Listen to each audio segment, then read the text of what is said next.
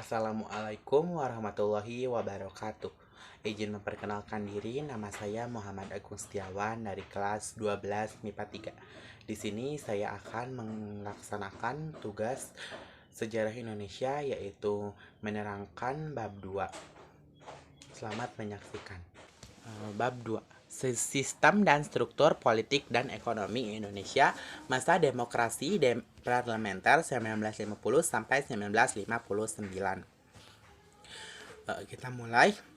Tahukah kalian bahwa periode antara tahun 1950 sampai 1959 dalam sejarah Indonesia tersebut sebagai sistem demokrasi parlementer yang memperlihatkan semangat belajar berdemokrasi. Oleh karena itu, sistem-sistem pemerintahan yang dibangun mengalami kendala yang mengakibatkan jatuh bangun kabinet.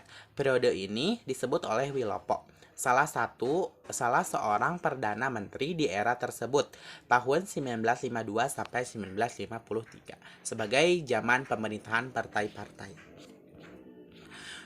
Bagian 1. Perkembangan politik masa demokrasi liberal.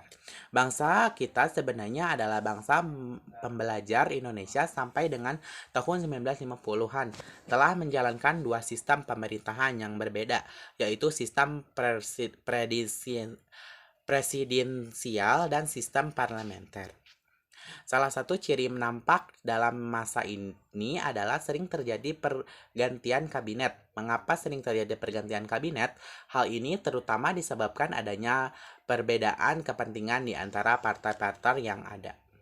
Perbedaan di antara partai-partai tersebut tidak pernah terselesaikan dengan baik, sehingga dari tahun 1950 sampai tahun 1959 terjadi silih berganti kabinet, mulai kabinet Nasir Masyumi 1950 sampai 1951, kabinet Sukiman Masyumi 1951 sampai 1952, kabinet Wilopo PNI 1952 sampai 1953, kabinet Ali Sastromijoyo PNI 1953 sampai 1955, kabinet Burhanuddin Harahap Masyumi 1955 sampai 1956, kabinet Ali Sastromijoyo II PNI 1956 sampai 1957, dan kabinet Juanda Jaken kabinet 1957 sampai 1959. Kabinet Juanda untuk menyelesaikan tugasnya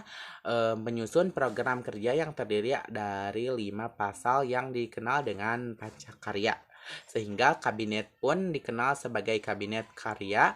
Kelima program tersebut meliputi sebagai berikut. 1. Ada sistem kepartaian. Sistem kepartaian. Partai politik merupakan suatu kelompok terorganisir yang anggotanya mempunyai orientasi, nilai-nilai, dan cita-cita yang sama. Tujuan dibentuknya partai politik adalah untuk memperoleh, merebut, dan mempertahankan kekuasaan secara konstitusional. Jadi munculnya partai politik erat kaitannya dengan kekuasaan. Kedua, ada pemilihan umum 1955.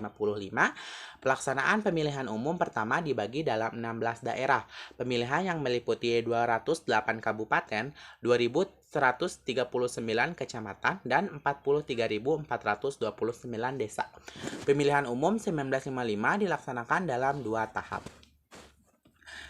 Selanjutnya ada mencari sistem ekonomi nasional. Pemikiran ekonomi pada 1950 pada umumnya merupakan upaya mengubah struktur perekonomian kolonial menjadi perekonomian nasional. Hambatan yang dihadapi dalam mewujudkan hal tersebut adalah sudah memperkaya sistem perekonomian kolonial yang cukup lama. Warisan ekonomi kolonial membawa dampak perekonomian Indonesia banyak didominasi oleh perusahaan asing dan ditampung oleh kelompok etnis Cina sebagai penggerak perekonomian Indonesia. Perhatikan terhadap perkembangan dan pembangunan ekonomi dicurahkan oleh Sumitro Djoko Dikusumo. Ia berpendapat bahwa pembangunan ekonomi Indonesia pada hakikatnya adalah pembangunan ekonomi baru. Sumitro mencoba memperhatikan pemikiran tersebut pada sektor perdagangan. Selanjutnya ada sistem ekonomi liberal. Sesudah pengakuan kedaulatan, pemerintah Indonesia menanggung beban ekonomi dan keuangan yang cukup berat. Dampak dari selanjutnya ketentuan-ketentuan KMB, yaitu meningkatnya nilai-nilai Indonesia baik utang luar negeri dan maupun utang dalam negeri. Terus struktur perekonomian yang diwarisi dari penguasa kolonial masih berat sebelah nilai ekspor di Indonesia pada saat itu masih sangat tergantung pada beberapa jenis hasil perkembangan yang nilainya jauh di bawah produksi pada era sebelum Perang Dunia Kedua.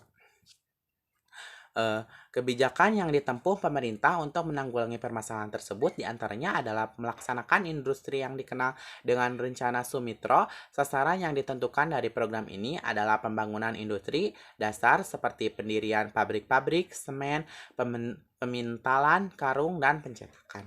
Kebijakan ini diikuti dengan peningkatan produksi pangan, perbaikan sarana, prasarana, dan penanaman modal asing. Pada masa pemerintahan Kabinet Baharudin Harahap, Indonesia mengirim delegasi ke Belanda dengan misi merundingkan masalah finansial ekonomi. Pinek perundungan ini dilakukan pada tanggal 7 Januari 1956. Rencana persetujuan Pinek yang diajukan Indonesia terhadap pemerintah Belanda adalah sebagai berikut.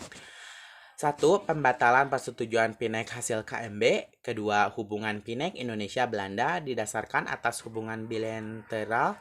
Dan ketiga, hubungan Pinek didasarkan atas undang-undang nasional, tidak boleh diikat oleh perjanjian lain. Mungkin sekian presentasi dari saya. Mohon maaf bila ada kata-kata yang kurang mengenakan. Wassalamualaikum warahmatullahi wabarakatuh.